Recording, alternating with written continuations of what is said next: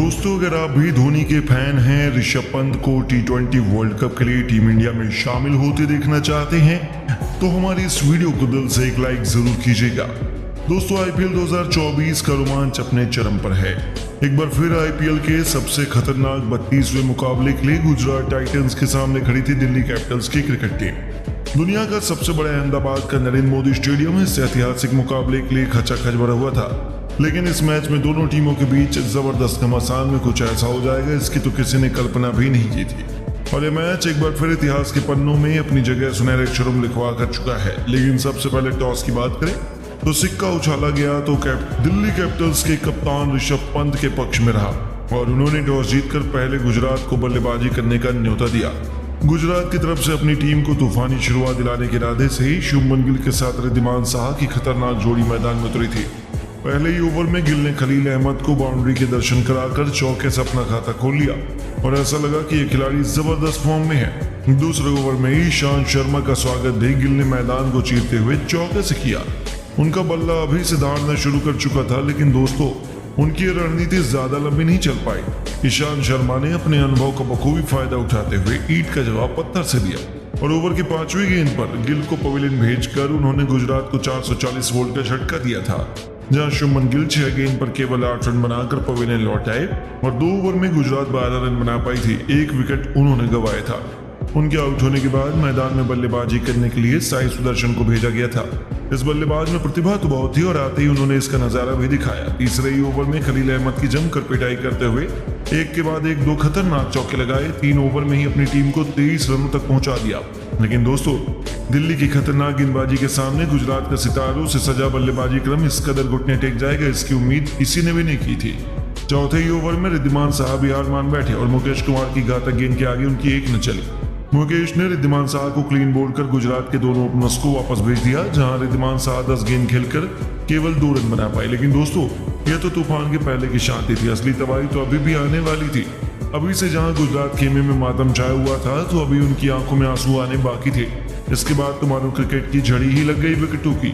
5वां ओवर लेकर आए ईशांत शर्मा ने केवल 2 गेंद में गुजरात की कमर तोड़कर रख दी। उन्होंने इस बार साई सुदर्शन को अपना शिकार बनाया और गुजरात को तीसरा झटका दे दिया, जहां सुदर्शन 9 गेंद पर केवल 12 रन बनाकर वापस लौटे। ओवर की आखिरी गेंद पर ईशान ने किलर मिलर के नाम से मशहूर डेविड मिलर को भी चलता कर हाहाकार मचा दिया।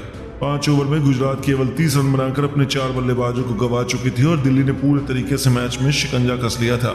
गुजरात के मैदान पर अभी से दिल्ली के नारे सुनाई दे रहे थे और 6 ओवर के पावर प्ले में गुजरात केवल 30 रन बना पाई थी। उनके 4 बल्लेबाज पवेलियन लौट चुके थे। हालत तो ऐसी थी कि अब मैदान में राहुल तेवतिया के साथ अभिनव मनोहर को उतरना पड़ा। राहुल तेवतिया ने चौका लगाकर अपनी पारी की शुरुआत की और अपनी टीम को संभालना चाहा। 8 ओवर में उन्होंने अभिनव मनोहर के साथ मिलकर गुजरात को 43 रनों तक पहुंचा दिया। वह फूंक फूंक कर कदम रख रहे थे और बिल्कुल भी रिस्क लेना चाहते थे।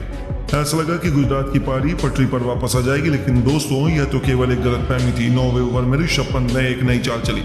उन्होंने पार्ट टाइमर ट्रिस्टन स्टब्स को बुलाया और यहीं से गुजरात की किस्मत पलट गई। जी हाँ, इस जादुई गेंदबाज ने तीसरी गेंद पर मनोहर को अपने जाल में फंसा लिया और गेंद इतनी ज्यादा स्पिन हुई कि बल्लेबाज हक्का बक्का रह गया। ऋषभ पंत ने बिजली की रफ्तार से उनके विकेट उखाड़कर स्टंप दिया और इन्हीं के साथ अभिनव मनोहर को 14 गेंद पर 8 रन बनाकर वापस लौटना पड़ा। गुजरात के 5 बल्लेबाज वापस लौट गए और इतना ही काफी नहीं था। 5वीं गेंद पर स्टब्स ने बल्लेबाजी करने आए इंपैक्ट प्लेयर शाहरुख खान का भी शिकार कर गुजरात की कमर तोड़ दी। लगातार गिरे 2 विकेटों ने दिल्ली की जीत को इस मैच में सुनिश्चित कर दिया था और भले ही उनके बाद बल्लेबाजी करने राशिद खान ने खाते से अपना खाता खोला, बावजूद उसके गुजरात 9 ओवर में केवल 54 रन बनाकर अपने 6 बल्लेबाजों को खो चुकी थी। उनके लिए तो यहाँ से 100 रन बनाना भी मुश्किल लग रहा था।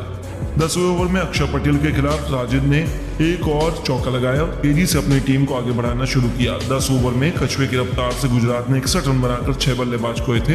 दिल्ली की जीत तो मानो अभी से सुनिश्चित हो चुकी थी। वहीं गरीबी में आटा गीला। 12वें ओवर में अक्षर पटेल के सामने राहुल तेवतिया भी घुटने टेक कर बैठे और गुजरात की आखिरी उम्मीद भी इसी के साथ वापस लौट आई, जहां तेवतिया 15 गेंद पर 10 रन बनाकर वापस लौटे और उनके आउट होने के बाद मोहित शर्मा ने राशिद खान के साथ मिलकर अपनी टीम को आगे बढ़ाया।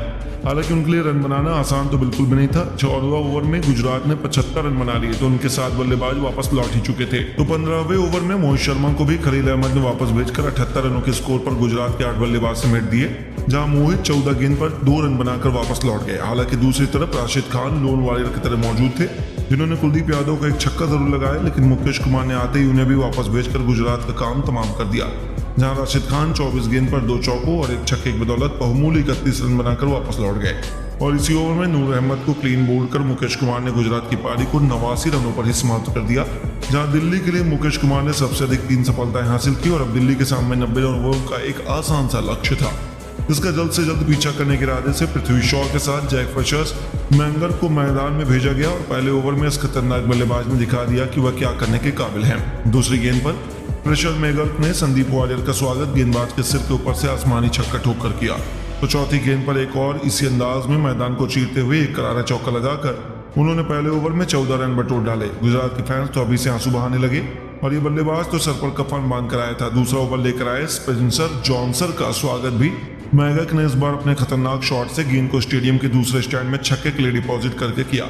उनकी घातक गेंदबाजी ने हर किसी को होश उड़ा दिए, तो 5वीं गेंद पर एक बार फिर उन्होंने खतरनाक चौका लगा दिया और ऐसा लगा कि यह तो केवल 5 ओवर के भीतर ही मैच को खत्म कर देंगे। लेकिन दोस्तों, ओवर की आखिरी गेंद पर वह गेंदबाज के जाल में फंस गए और उनका आसान सा कैच फील्डर ने लपका और आखिरकार गुजरात को अपनी पहली सफलता दिल गई। यहाँ यह बल्लेबाज 10 गेंद पर 2 चौकों 2 तूफानी छक्कों की बदौलत 20 रन बनाकर वापस लौटा और अब नंबर 3 के पायदान पर बल्लेबाजी करने के लिए अभिषेक पवेल को भेजा गया। दूसरी तरफ पृथ्वी ने रनों की रफ्तार में कमी बिल्कुल नहीं होने दी। अगले ही ओवर में संदीप वारियर की पहली गेंद पर मिले जीवन दान मिलने के बाद दूसरी गेंद पर पृथ्वी ने रिटर्न करते हुए गेंद को बाउंड्री के पार चौके में तब्दील कर दिया। लेकिन दोस्तों, अभी तो मैच में असली टेस्ट बाकी था। चौथी गेंद पर पृथ्वी भी गलती कर बैठे, उनका आसान सा कैच स्पेंसर जॉनसन ने लपका और इसी के साथ दिल्ली के दोनों ओपनर पवेलियन की शोभा बढ़ाने वापस लौट गए, जहां पृथ्वी भी केवल 7 रन बनाए और 3 ओवर में दिल्ली ने 31 रन बना दिए। 2 बल्लेबाज को दिए और मैदान पर साइयोब अभिषेक का साथ निभाने के लिए आए थे। हालांकि गुजरात की गेंदबाजों ने अच्छी लड़ाई लगी, लेकिन इस लक्ष्य को डिफेंड कर पाना उनके बस की बात नहीं थी और आसानी से दिल्ली ने इस मैच को अपने नाम किया और एक नया इतिहास लिख दिया। लेकिन दोस्तों, आपको क्या लगता है, दिल्ली और गुजरात में कौन बनेगा IPL 2024 के चैंपियन? आप किसे सपोर्ट कर रहे हैं? अपनी कीमती राय में नीचे कमेंट करके जरूर बताइए और ऐसी शानदार खबरों के लिए वीडियो को लाइक, चैनल को सब्सक्राइब करना ना भूलें। धन्यवाद।